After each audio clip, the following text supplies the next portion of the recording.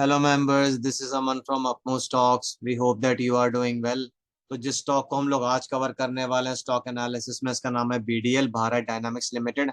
इस स्टॉक को कवर करने का ये कारण है कि स्टॉक ने कल एक सिमेट्रिकल ट्रायंगल पैटर्न का ब्रेकआउट दिया था और आज स्टॉक ने उस ब्रेकआउट को कंफर्म भी कर दिया है इस डाउनवर्ड स्लोपिंग ट्रेंड लाइन के ऊपर क्लोज कर कर। तो बेसिकली अब इसमें कंफर्मेशन तो आ गई है ब्रेकआउट की। इस ब्रेकआउट कंफर्मेशन के बेसिस पे जो मैक्सिमम टारगेट इस स्टॉक में अभी निकल कर आ रहा है दैट इज अराउंड 1030। इस टारगेट को निकालने के लिए आपको दो वैल्यूज को आइडेंटिफाई करना पड़ेगा। पहली वैल्यू होगी ब्रेकआउट प्राइस और दूसरी वैल्यू होगी विड्थ ऑफ सिमेट्रिकल ट्राइंगल। तो इस केस में जो ब्रेकआउट प्राइस है दैट इज अराउंड 908 रुपीज और जो विड्थ है सिमेट्रिकल ट्राइंगल की दैट इज अराउंड 123 रुपीज। जब आप इन दोनों वैल्यूज को ऐड कर देंगे, ब्रेकआउट प्राइस को और विड्थ ऑफ सिमेट्रिकल ट्राइंगल को, आपको मैक्सिमम टारगेट मिल जाएगा 1030 का। तो कैसे निकाला गया है टारगेट? आपको ब्रेकआउट प्राइस को आइडेंटिफाई करना है दैट इज 908 और जो विड्थ ऑफ सिमेट्रिकल ट्राइंगल है वो 123 है।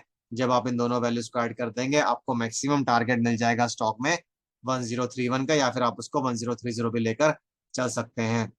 तो ये तो हो गया मैक्सिमम टारगेट इस स्टॉक में कैसे निकाला गया है और क्या उसकी वैल्यू है। अब ये समझ लेते हैं कि स्टॉक अगर लगातार यहाँ से ऊपर जाता रहता है तो इंटरमीडिएट टारगेट्स या फिर रेजिस्टेंस लेवल्स कौन कौन से होंगे before the maximum target of 1030। तो जो पहला इंटरमीडिएट टारगेट या फिर रेजिस्टेंस लेवल इस स्टॉक में निकल कर आ रहा है that is in the range of 936 to 938 rupees. अगर स्टॉक 938 के लेवल को तोड़ देता है, उसके ऊपर क्लोज करना शुरू कर देता है, next target would be in the range of 948 to 950 rupees.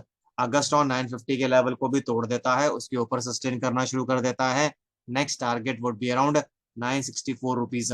अगर स्टॉक 964 के लेवल को भी तोड़ देता है, उसके ऊपर सस्टेन करना शुरू कर देता है, next target would be in the range of 976 to 979 rupees. और इस स्टॉक में फिर 979 के बाद कोई भी रेजिस्टेंस नहीं रह जाती है, इसलिए ऐसा हो सकता है कि हमें 1000 का टारगेट बहुत जल्दी देखने को मिल जाए और उसके बाद 1030 का टारगेट भी स्टॉक में जल्दी ही आ जाए। जो भी ये चार टारगेट्स हमने आपके साथ शेयर किया, यह टारगेट रेजिस्टेंस लेवल की तरह भी काम करेगा। किसी भी लेवल को टच करके स्टॉक वापस नीचे आ सकता है, इसलिए जरूरी है कि स्टॉक हर लेवल को तोड़े और उसके ऊपर अपने आप को होल्ड करे, तभी नेक्स्ट टारगेट जो है स्टॉक में कहीं ना कहीं एक्टिवेट होगा। तो जो पहला टारगेट या फिर रेजिस्टेंस लेवल स्टॉक में that is in the range of 936 to 938, उसके बाद 948 टू 950, उसके बाद 964 और उसके बाद 976 टू 979।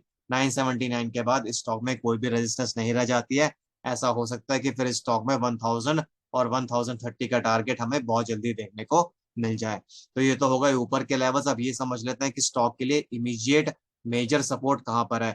स्टॉक को आइडियली इस डाउनवर्ड स्लोपिंग ट्रेंड लाइन पर सपोर्ट मिलना चाहिए अगर स्टॉक वापस नीचे आने की कोशिश करता है। तो अगर स्टॉक वापस इस लाइन के नीचे क्लोज करना शुरू कर देगा, इस डाउनवर्ड स्लोपिंग ट्रेंड लाइन के नीचे क्लोज करना शुरू कर देगा, तो फिर कहीं ना कहीं जो ये ब्रेकआउट है फेल हो जाएगा और फिर उस केस में हमें दोबारा से वेट करना पड़ेगा कि स्टॉक फिर से ब्रेकआउट देगा और फिर रिवाइज टारगेट कैलकुलेट होगा on the basis of the actual breakout price. इसलिए जरूरी है कि बीडीएल लगातार इस डाउनवर्ड स्लोपिंग ट्रेंड लाइन के ऊपर क्लोज करता रहे आने वाले दिनों में और हफ्तों में। तो अगर आपको स्टॉक से रिलेटेड कुछ भी कंसर्न्स, क्वेरीज या सजेशंस हो तो आप कमेंट बॉक्स में डाल सकते हैं। हम उनका रिप्लाई करने की कोशिश करेंगे जल्दी से जल्दी। और इसी के साथ मैं इस वीडियो को एंड करूंगा। This is Aman signing off. Bye bye, take care.